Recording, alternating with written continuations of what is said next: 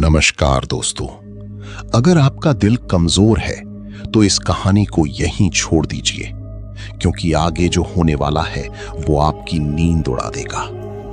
उत्तर प्रदेश के देवगढ़ गांव में एक पुरानी कहावत पीढ़ियों से चली आ रही थी। अमावस्या की रात अगर दूर से शहनाई सुनाई दे तो कभी उस रास्ते पर मत जाना। गांव वाले कहते थे कि वो किसी शादी की शहनाई नहीं होती, बल्कि एक ऐसी बारात की आवाज होती है जो पिछले 40 वर्षों से अपने दूल्हे का इंतजार कर रही है। जो भी उस बारात के पीछे गया, सुबह तक उसका कोई निशान नहीं मिला। कुछ लोग कहते थे कि वे लोग मर गए, कुछ कहते थे कि वे पागल होकर लौटे, लेकिन जिन्होंने उन्हें लौटते देखा वे दावा करते थे कि उनकी आंखों में पहली जैसी जिंदगी नहीं बची थी। दिल्ली में रहने वाला राघव एक खोजी पत्रकार था। उसे ऐसी रहस्यमयी घटनाओं की सच्चाई खोजने का जुनून था। एक दिन उसके ऑफिस में एक पुराना लिफाफा पहुंचा। उसके अंदर सिर्फ एक पीली पड़ चुकी शादी की तस्वीर थी। तस्वीर में एक दूल्हा घोड़ी पर बैठा मुस्कुरा रहा था। उसके पीछे पूरी बारात थी, लेकिन तस्वीर के पीछे लाल स्याही से सिर्फ एक लाइन लिखी थी, अगर सच जानना है तो अगली अमावस्या को देवगढ़ आना। न कोई नाम, न कोई पता, सिर्फ यही संदेश। राघव ने तुरंत तय कर लिया कि वो इस रहस्य की तह तक जाएगा। देवगढ़ गांव का डरावना रहस्य।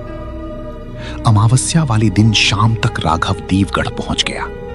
गांव में अजीब सी खामोशी थी।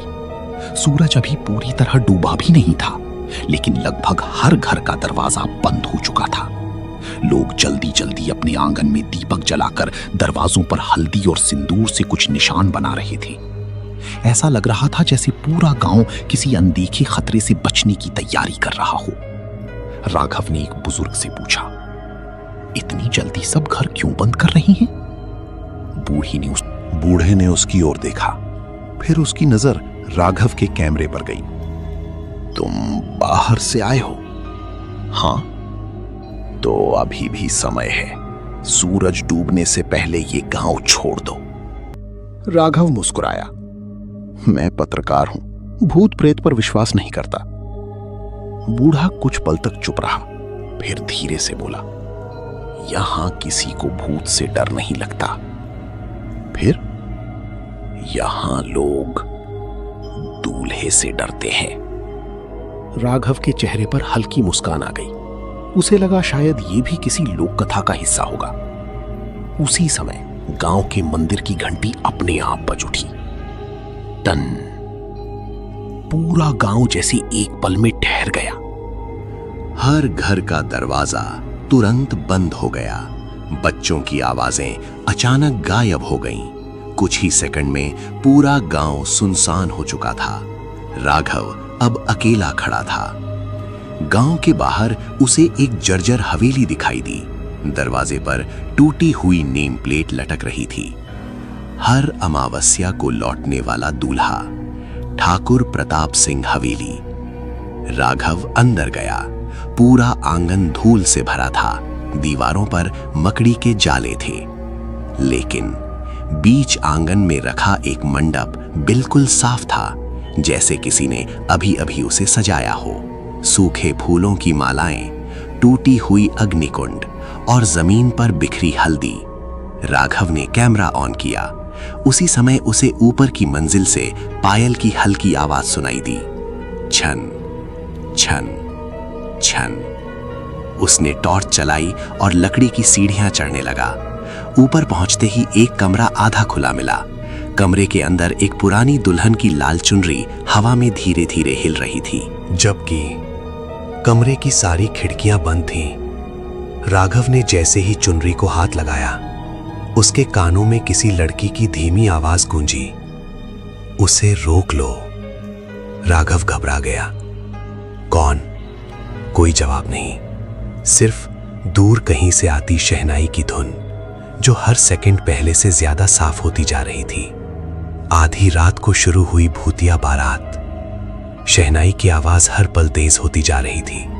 राघव हवेली की टूटी खिड़की तक पहुंचा और बाहर झांका। दूर कच्चे रास्ते पर धुंध के बीच कई लालटेनें धीरे धीरे उसकी तरफ बढ़ रही थीं। पहले उसे लगा कि शायद गांव में सचमुच किसी की शादी है, लेकिन अगले ही पल उसका दिल जोर से धड़क उठा। बारात में चल रहे सभी लोग एक जैसी सफेद पोशाक पहने हुए थे। उनके हाथों में जलती मशालें थीं, लेकिन उनके पैरों की कोई आवाज नहीं आ रही थी। इतने लोगों के चलने के बावजूद धूल तक नहीं उड़ रही थी। सबसे आगे एक सफेद घोड़ी पर बैठा दूल्हा था। उसने सुनहरी शेरवानी पहन रखी थी, चेहरे पर सेहरा था और उसके हाथ में लाल गुलाबों का हार। राघव ने कैमरा जूम किया। कैमरे की स्क्रीन पर पूरा रास्ता खाली दिखाई दे रहा था। न बारात, न घोड़ी, न दूल्हा। उसने कैमरा नीचे किया, बारात वहीं थी। फिर कैमरा ऊपर किया, सब गायब। उसके शरीर में सिहरन दौड़ गई। ये कैसे संभव है? उसी समय हवेली के नीचे से किसी ने पुकारा, बारात आ गई। आवाज किसी बूढ़ी औरत की थी। राघव तुरंत नीचे भागा, लेकिन पूरा आंगन खाली था। सिर्फ हवा चल रही थी और वही आवाज दोबारा आई, दुल्हन अभी भी उसका इंतजार कर रही है। आंगन के कोने में रखी एक टूटी संदूक अचानक अपने आप खुल गई। उसके अंदर लाल कपड़े में लिपटी एक पुरानी डायरी रखी थी। पहले पन्ने पर लिखा था, मीरा। नीचे तारीख 18 जुलाई 1986। राघव ने पढ़ना शुरू किया। आज मेरी शादी है। पूरे गांव में खुशी का माहौल है। अर्जुन मुझे लेने बारात लेकर आने वाला है। अगला पन्ना, शाम हो गई लेकिन बारात नहीं पहुंची। फिर अगला, रात के 12 बज गए हैं। बाहर शहनाई सुनाई दे रही है, लेकिन कोई दरवाजा नहीं खोल रहा। फिर आखिरी पन्ने पर सिर्फ एक वाक्य लिखा था, जो बारात आई है वो इंसानों की नहीं है। डायरी अचानक राघव के हाथ से गिर गई। पूरी हवेली में किसी औरत के रोने की आवाज गूंजने लगी। धीरे धीरे वो रोना हंसी में बदल गया। दूल्हे का असली चेहरा। शहनाई अब हवेली के ठीक बाहर बज रही थी। राघव ने साहस करके मुख्य दरवाजा खोला। पूरी बारात हवेली के सामने खड़ी थी। सब बिल्कुल शांत, किसी की आंख भी नहीं झपक रही थी। घोड़ी पर बैठा दूल्हा धीरे धीरे नीचे उतरा। उसने एक एक कदम बढ़ाते हुए हवेली के दरवाजे तक आना शुरू किया। जैसे जैसे वो पास आ रहा था, हवा बर्फ जैसी ठंडी होती जा रही थी। वो दरवाजे पर आकर रुक गया। फिर उसने अपने हाथ से सहरा उठाया। राघव की चीख निकल गई। दूल्हे का चेहरा पूरी तरह जला हुआ था। त्वचा जगह जगह से उखड़ी हुई थी, लेकिन उसकी आंखें पूरी तरह सफेद थीं, बिना पुतलियों के। वो मुस्कुराया और पहली बार बोला, दुल्हन कहाँ है? राघव कुछ बोल ही नहीं पाया। दूल्हे ने फिर पूछा, 40 साल हो गए, क्या वो अभी भी मेरा इंतजार कर रही है? तभी ऊपर वाली मंजिल से लाल दुल्हन का जोड़ा पहने एक लड़की धीरे धीरे सीढ़ियां उतरने लगी। उसका चेहरा घूंघट से ढका था। वो बिना आवाज किए चल रही थी। दूल्हे ने उसे देखते ही कांपती आवाज में कहा, मीरा। लड़की ने धीरे धीरे अपना घूंघट उठाया और उसी पल पूरी हवेली में इतनी भयानक चीख गूंजी कि राघव के हाथ से कैमरा छूट गया, क्योंकि उसके चेहरे पर कोई चेहरा था ही नहीं, सिर्फ काला अंतहीन अंधेरा। और उसने बहुत धीमी आवाज में कहा, तुम बहुत देर से आए अर्जुन। उसी क्षण पूरी बारात एक साथ हंसने लगी और हवेली के सभी दरवाजे अपने आप बंद हो गए। अधूरी शादी का असली रहस्य। पूरी हवेली में गूंजती वो हंसी किसी इंसान की नहीं थी। ऐसा लग रहा था जैसे सैकड़ों लोग एक साथ हंस रहे हों। राघव ने घबराकर पीछे हटना चाहा, लेकिन मुख्य दरवाजा पत्थर की दीवार की तरह बंद हो चुका था।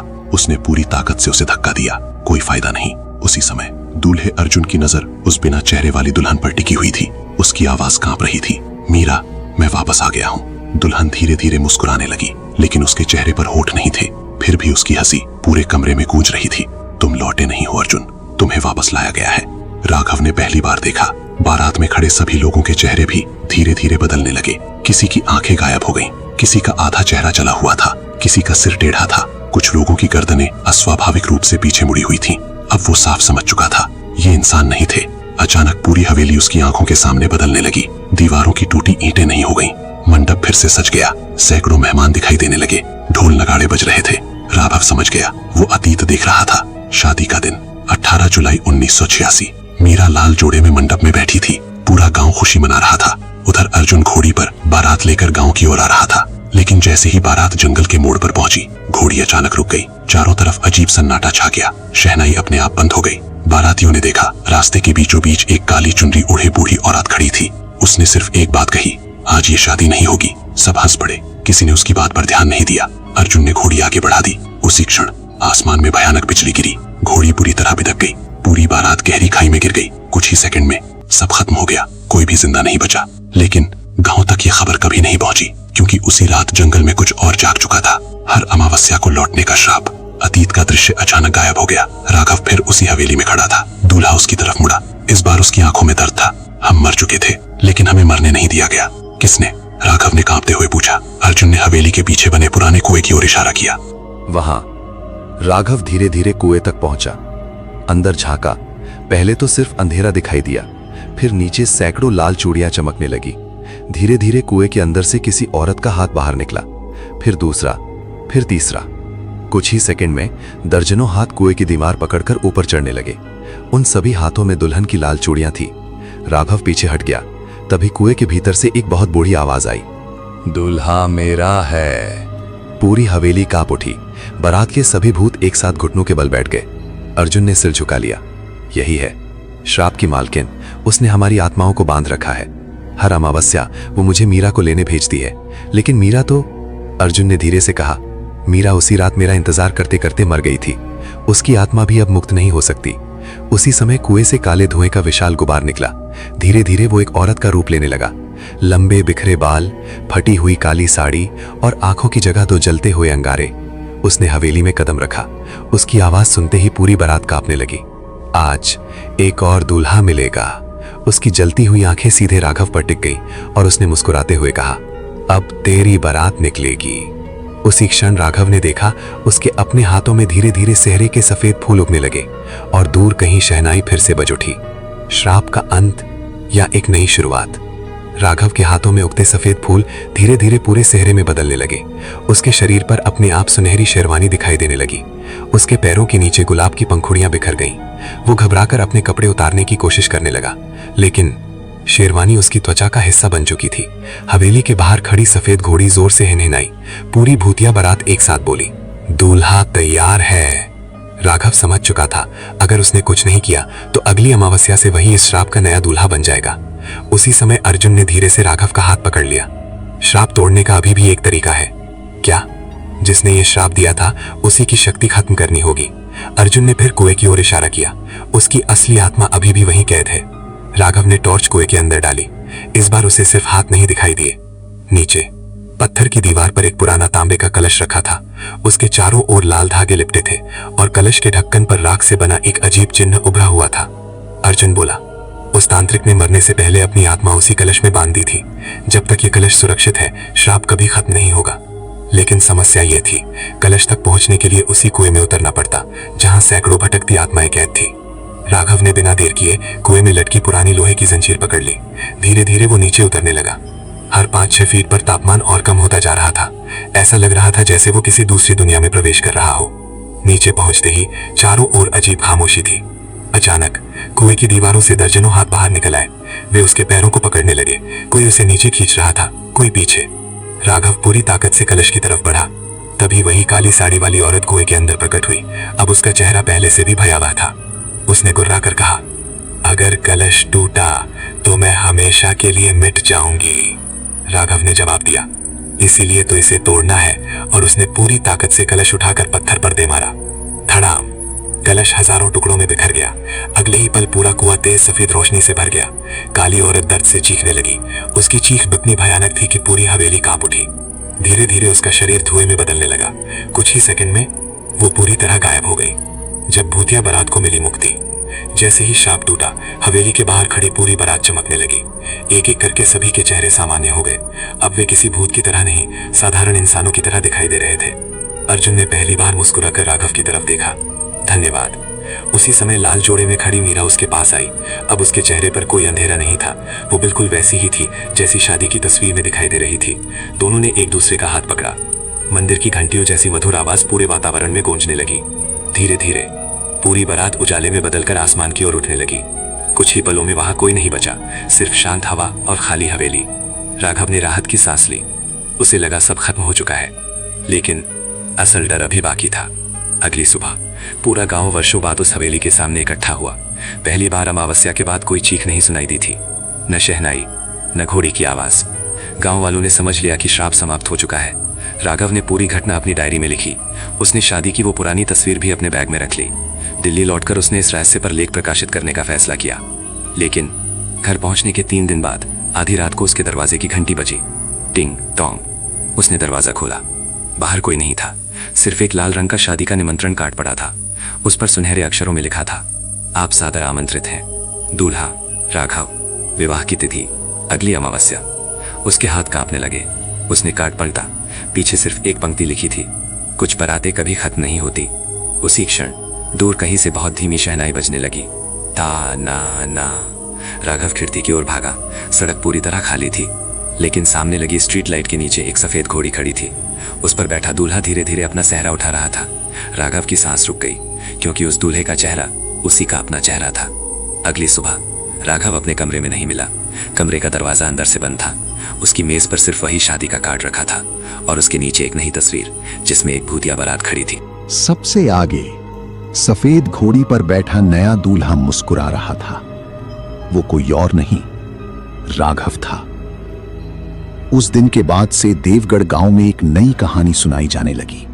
लोग कहते हैं, अगर अमावस्या की रात कहीं दूर से शहनाई सुनाई दे तो उस आवाज का पीछा कभी मत करना, क्योंकि हो सकता है भूतिया बारात अपने अगले दूल्हे की तलाश में निकली हो। कहानी कैसी लगी कमेंट करके जरूर बताइए।